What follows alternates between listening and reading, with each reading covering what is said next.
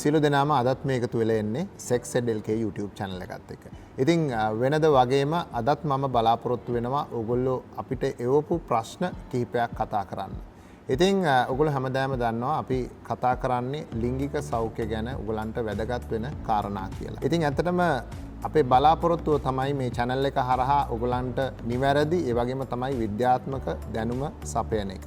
ඉතින් අපේ channel එක තාම subscribe කරලා නැත්නම් රතු පාට subscribe button එක ඔබලා දැම්ම subscribe කරන්න. ඒ වගේම bell button එකත් ඔබලා අපේ වීඩියෝත් එක්ක ඉස්සරහටත් රැඳිලා ඉන්න කියලා ආරාධනාවක් කරනවා. ඉතින් ඇත්තටම මේ වෙනකොට අපේ channel එකට ප්‍රශ්න රාශියක් ලැබිලා තියෙනවා. ඒ වගේම තමයි ලැබෙමින් තියෙනවා.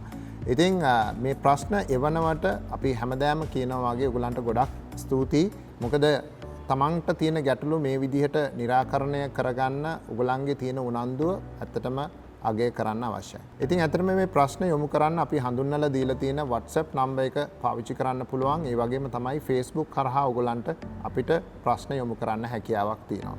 ඉතින් තාමත් හැබැයි අපිට WhatsApp නම්බර් එකට කෝල් ගන්නවා. නමුත් තියෙන කාර්ය බහුල භාවයත් එක්ක ඇත්තටම voice call වලට එහෙම නැත්නම් දුරකථන ඇමතුම් වලට සමන් දීමේ හැකියාවක් නැහැ. නමුත් ඔයගොල්ලන්ගේ ප්‍රශ්නේ අපිට ලියලා එවුවොත් ඒ වගේම තමයි එහෙම Tamanට ලියලා විස්තර කරන්න බැරි නම් voice message එකක් විදිහට තමන්ගේ ප්‍රශ්නය යොමු කරොත් අපි අනිවාර්යෙන් දිනක් හෝ දෙකක් ඇතුළත ඒ ප්‍රශ්නයට සාර්ථක පිළිතුරක් දෙන්න බලාපොරොත්තු වෙනවා. ඒ වගේම තමයි සමහරක් අය බලාපොරොත්තු වෙනවා යම් යම් රෝග ලක්ෂණ කියලා ඒ රෝග ලක්ෂණ වලට ප්‍රතිකාර විදිහට යම් යම් ඖෂධ වර්ග ලියලා එවන්න කියලා. නමුත් ඇත්තටම මෙතනදී එවැනි ප්‍රතිකාර කිරීම තරමක් දුරට අමාරුයි. මොකද ඇත්තටම පරීක්ෂා නොකර ඒ රෝග තත්ත්වය කුමක්ද කියන එක වටහා ගැනීමට සමහරක් වෙලාවට අපහසු වෙන්න පුළුවන්.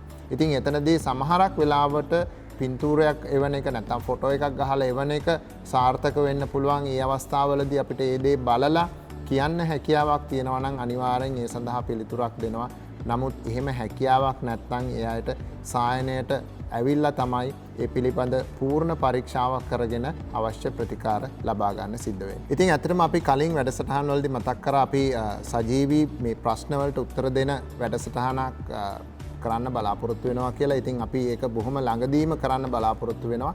ඉතින් අපිත් එක දිගටම රැඳිලා ඉන්න අනිවාර්යෙන් අපි ඒ ගැන ඔයගලන්ව දැනුවත් කරන්නම් ඉදිරි අපේ YouTube channel එක හරහා. අපි ඇත්තටම අද දවසේ පළවෙනි ප්‍රශ්නයට යොමු වෙනවා නම් අපෙන් බොහෝ අය අහපු ප්‍රශ්නයක් තමයි මේ ස්මෙග්මා. එහෙමත් නැත්නම් මේ පුරුෂ ලිංගයේ ශිෂ්‍ය මුණ්ඩය සහ පෙරසම අතර කොටසේ එකතු වෙන සුදු පැහැති මැලියම් වගේ ද්‍රව්‍යයක් තියෙනවා ස්මෙග්මා කියලා අපි ඒක හඳුන්වන්නේ. ඉතින් මේ දේ ගැන අපිට ගොඩක් ප්‍රශ්න අහලා තිබුණා අපේ බලන් ඉන්න අය.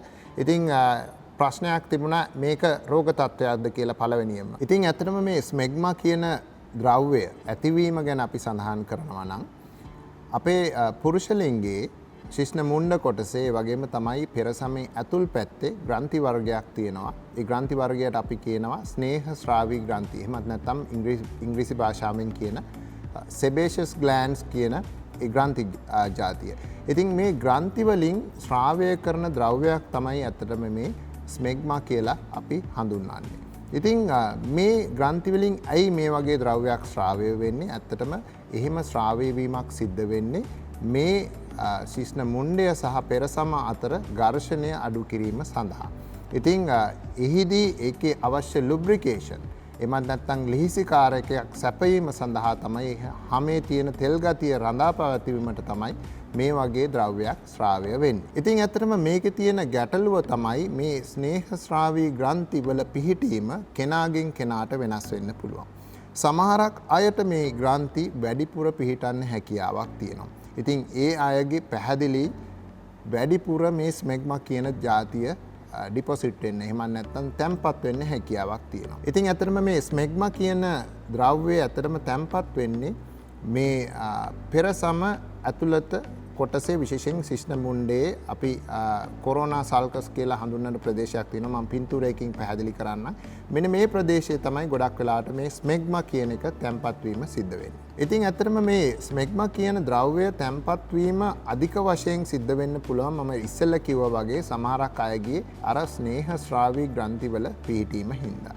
ඉතින් මේ විදිහට මේ දේවල් තැම්පත් වීම දිගටම සිදු වුණාන් පස්සේ විශේෂයෙන් ඒ දේවල් පිරිසිදු කරලා ඉවත් නොකරොත් ඒ දේවල් එක පිට තැම්පත් වීම හින්දා එතන ප්‍රදාහය තත්ත්වයක් එහෙමත් නැත්නම් ඉන්ෆ්ලමේෂන් එකක් හට ගන්නට හැකියාවක් තියෙනවා. ඉතින් ඇත්තටම මේ ප්‍රදාහය තත්ත්වයට සමහරක් වෙලාවට බැක්ටීරියා වගේ දේවලුත් බලපාන්න පුළුවන්.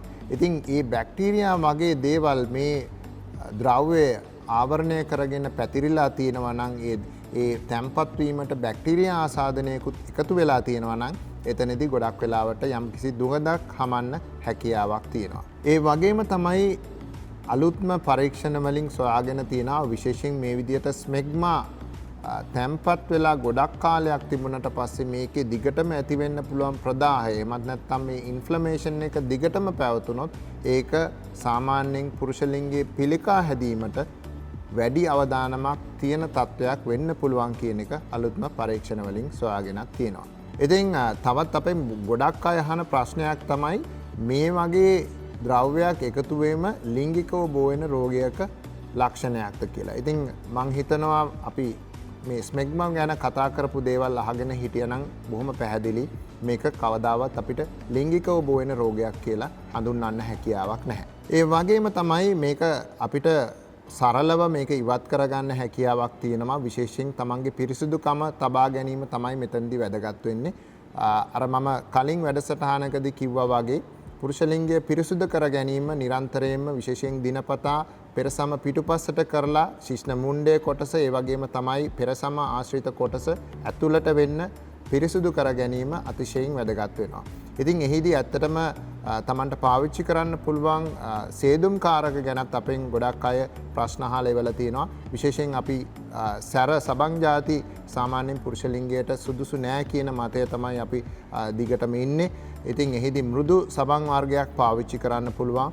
සමහරක් වෙලාවට ඒ සබන් පාවිච්චි කරත් සමහරක් අයට ආසාත්මිකතා ඒ වගේම තමයි හැමේ රෝග තත්ත්ව ඇති වෙන්න පුළුවන් හින්දා වතුරෙන් මේ පුරුෂ ලිංගය සහ මේ පෙරසම පිටුපස්සට කරලා ඒ කොටස් පිරිසුදු කර ගැනීම දිනපතා කරනවා නම් ඒකත් අපි කියනවා ප්‍රමාණවත් කියලා. ඉතින් ඇත්තටම ඒ දේවල් තමයි මට ස්මෙග්මා ගැන මේ අහපු ප්‍රශ්න වලට උත්තරයක් දෙනවා නම් කියන්න තියෙන්නේ. හොඳයි අද දවසේ අපි දෙවෙනි ප්‍රශ්නයට යනවා නම් අපෙන් කාන්තාවක් අහලා තියෙනවා මේ සුද යාම ගැප් ගැනීමට බලපෑමක් ඇති කරනවද කියලා. ඉතින් ඇත්තටම මේ ප්‍රශ්නෙත් අපිට බොහෝ අය අපෙන් විමසලා යවපු ප්‍රශ්නයක්.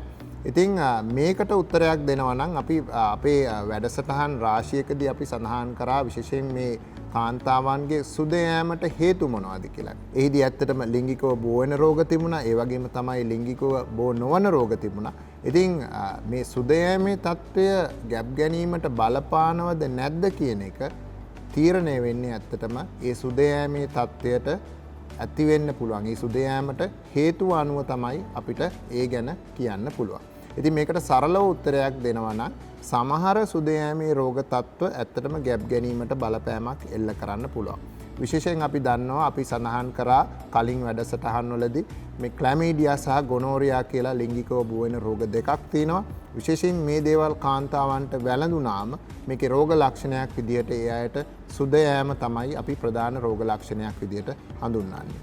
ඉතින් මේ රෝග තත්ත්ව ඇත්තටම ප්‍රතිකාර නොකර දීර්ඝ කාලයක් තිබුණොත් සමහරක් වෙලාවට ඒ අයගේ ගැප් ගැනීමට නැත්නම් ඒ අයගේ සරුභාවයට යම් කිසි බලපෑමක් ඇති වෙන්න පුළුවන්. හැබැයි ඇත්තටම අපි මේ සුද යාමට කාන්තාවන්ගේ බලපාන සුලභම තත්ත්ව ගත්තොත් විශේෂයෙන් කැන්ඩිඩායිසිස් ඒ වගේම තමයි අපි බැක්ටීරියල් වැජිනෝසිස් කියලා හඳුන්වන තත්ත්ව. ඉතින් මේ තත්ත්ව ඇත්තටම එහෙම ගැප් ගැනීමට බලපෑමක් එල්ල කරනවා කියලා සොයාගෙන නැහැ. හොඳයි අද දවසේ තියෙන තුන්වෙනි ප්‍රශ්නය මේ ප්‍රශ්නෙත් ඇත්තටම මීට කලිනුත් මම මේ ප්‍රශ්න උත්තර වැඩසටහනකදීම සාකච්ඡා කරා. නමුත් දිගින් දිගටම මේ ගැන ප්‍රශ්න එල්ල කරන හින්දා මම අදත් තෝරගත්ත මේ ප්‍රශ්නෙට උත්තරයක් දෙන්න කියලා.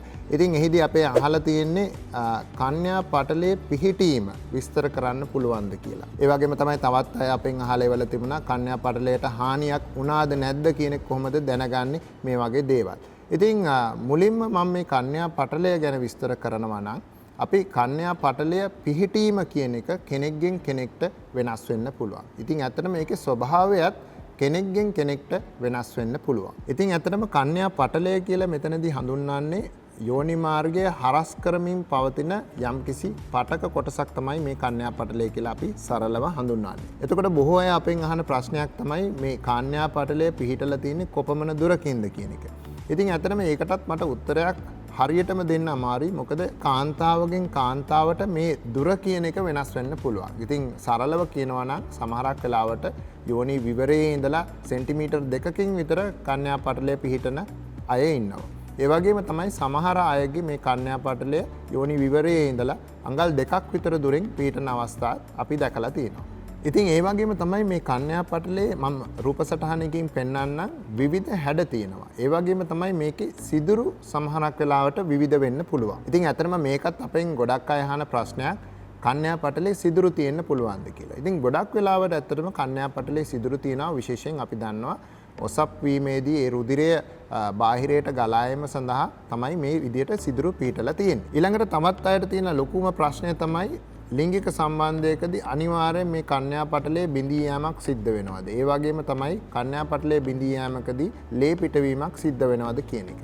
ඉතින් අතරම මේකටත් උත්තරයක් දෙනවා නම් විවිධ අයගේ මම සඳහන් කරා මේ කන්‍යා පටලයේ පිහිටීම විවිධ වෙන්න පුළුවන්.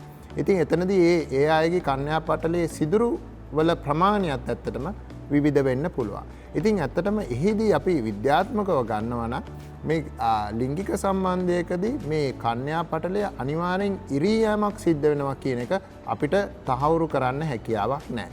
ඉතින් ඇත්තටම එවැනි ඉරී යාමක් සිද්ධ වෙන්නේ නැත්නම් අපිට මේකෙදී රුධිර වහනයක් වෙනවා කියන එකත් අපිට ඒ විදිහට තහවුරු කරගන්න හැකියාවක් නැහැ. ඉතින් සරලව කියනවා නම් ඇත්තටම සමහරක් අයගේ කන්‍යා පටලය පිහිටලා තිබුණත් ලිංගික සම්බන්ධයකදී සමහරක් වෙලාවට ඒ අයගේ රුධිර වහනයක් සිද්ධ නොවෙන්න පුළුවන් කියන එක. ඒ වගේම තමයි ලිංගික සම්බන්ධ නොවන යම් යම් ක්‍රියාකාරකම් වලදී විශේෂයෙන් ව්‍යායාම සමහරක් වෙලාවට නර්තනය විවිධ අපි කියනවා ස්ට්‍රෙචින් වගේ කරන ව්‍යායාම වලදී ඉතින් මේ කන්‍යා පටලයේ ඇදී යාමක් හෝ ඉරී යාමක් සිද්ධ වෙන්න පුළුවන්. ඉතින් එහිදී ලිංගික සම්බන්ධකම් නෙවෙයි නමුත් විවිධ ක්‍රියාකාරකම් හින්දාත් විශේෂයෙන් ව්‍යායාම වගේ නැත්නම් ක්‍රීඩා කටයුතු වලදී මේ කන්‍යා පටලය ඉරී යාමක් හෝ කැඩී යාමක් සිද්ධ වෙන්නත් පුළුවන්. ඉතින් ඒක හින්දා කන්‍යා පටලය අනුව ඇත්තටම කෙනෙක් කලින් ලිංගිකව සම්බන්ධ වෙලා තිබිලද නැද්ද කියන එක පැහැදිලිව සොයාගන්න ටිකක් අමාරුයි. ඉතින් ඒ මත කටයුතු කරන එක යම් යම් අය සැක කරන එක එච්චර සුදුසුත් නෑ. ඒක විද්‍යාත්මකත් නෑ. ඉතින් තවත් ප්‍රශ්නයක් අපිට යොමු කරලා තියෙනවා. මේ ප්‍රශ්නෙත් ඇත්තටම අපිට බොහෝ දෙනෙක් යොමු කරපු ප්‍රශ්නයක්. ඉතින් කෙනෙක් ඇත්තටම අපෙන් අහනවා ශුක්‍රාණු ගිලීම හින්දා ගැප් ගැනීමක් සිද්ධ වෙන්න පුළුවන්ද කියලා. ඉතින් මේ ප්‍රශ්නෙත් අපිට නිරන්තරයෙන් අපිට යොමු කරන ප්‍රශ්නයක්. ඉතින් සරලව උත්තරයක් දෙනවා නම් දැන් ශුක්‍රාණු ගිලීමක් කියලා අදහස් වෙන්නේ මෙතනදී ශුක්‍රාණු කියන තරලය ශුක්‍ර තරලය ආහාර මාර්ගයට ඇතුල් වීම. එතකොට ආහාර මාර්ගයට ශුක්‍රාණු ඇතුල් වුණා නම් ඉතින් ගොඩක් වෙලාවට මේ ශුක්‍රාණු කියන එක බොහෝ වෙලේ ආමාශයේදී විනාශ වීමක් සිද්ධ වෙනවා. ඉතින් ඇත්තටම ආහාර මාර්ගය කියන්නේ වෙන පද්ධතියක් ප්‍රජනන පද්ධතිය කියන්නේ වෙන පද්ධතියක්. ඉතින් ඇත්තටම ගැප් ගැනීමක් සඳහා යෝනි මාර්ගයට තමයි ශුක්‍රාණු නිදහස් වීම අත්‍යවශ්‍ය. නමුත් ඒක ආහාර මාර්ගයට නිදහස් වුණා කියලා එතනදී ගැප් ගැනීමේ හැකියාවක් කොහෙත්ම නැහැ. ඉතින් ඒ ගැන ඒ පවතින විශ්වාස මිත්‍යා මත ඒකින්ද කවදාවත් ශුක්‍රාණු ගිලීමක් වුණා කියලා ඒකෙන් ගැප් ගැනීමක් වෙන්නේ නැහැ කියන එක තමයි මෙතනදී කියන්න අවශ්‍ය. ඒ වගේම තමයි තවත් මම හිතන්නේ අන්තර්ජාලයේ කොහේ හෝ පළවෙච්ච යම්කිසි අදහසක් ගැන අපෙන් යොමු කරලා තියෙනවා කෙනෙක්. විශේෂයෙන් අහනවා අපෙන් විශේෂයෙන් වෘෂණ කෝෂ සම්බාහනය ඒ වගේම තමයි පියවරු සම්බාහනය හින්දා ලිංගික හෝමෝන වැඩිවීමක් සිද්ධ වෙනවද කියලා. ඉතින් ඇත්තටම ඒ ගැන විද්‍යාත්මකව කියනවා නම් එහෙම කොහෙත්තම වෙන්න හැකියාවක් නැහැ. වෘෂණ කෝෂ සම්බාහනය කරා කියලා අපි කතා කරන ලිංගික හෝමෝනිය ටෙස්ටෙස්ටරෝන් වල වැඩිවීමක් සිද්ධ වෙන්න බෑ. ඒ වගේම තමයි පියවරු සම්බාහනය කරා කියලා ඊස්ට්‍රජන් වැඩිවීමක් වෙන්නෙත් නැහැ. ඉතින් ඒ ප්‍රකාශය සම්පූර්ණ විද්‍යාත්මක පදනමකින් තොරයි. ඉතින් එහෙම දෙයක් කොහෙත්තම වෙන්න බෑ කියන එක තමයි ඒකට දෙන්න තියෙන සරල උත්තරේ. හොඳයි, ඉතින් ඇත්තටම අද දවසේ අපි තෝරාගත්ත ප්‍රශ්න කිහිපයක් කතා කරා. ඉතින් මං හිතනවා ඔයගලන්ට මම ලබා දීපු පිළිතුරු ප්‍රමාණවත් කියලා. ඉතින් මේ ලබා දීපු පිළිතුරු ප්‍රමාණවත් වෙන්නේ නැත්නම් කරුණාකරලා අපිට ඒ ගැන දන්වන්න. අපිට පුළුවන් ඒ ගැන තවත් පැහැදිලි කිරීම කරන්න. ඉතින් ඒ වගේම තමයි අපිට තවදුරටත් ඔයගලන්ගේ තියෙන ලිංගික ගැටලු අපිට යොමු කරන්න. අපිට පුළුවන් මේ දේවල් වලට විසඳුම් ලබා දෙන්න. ඉතින් මේ වගේ තවත් අලුත් වීඩියෝ එකක් අරන් එනකම් ඔබ සැමට සුබ දවසක්.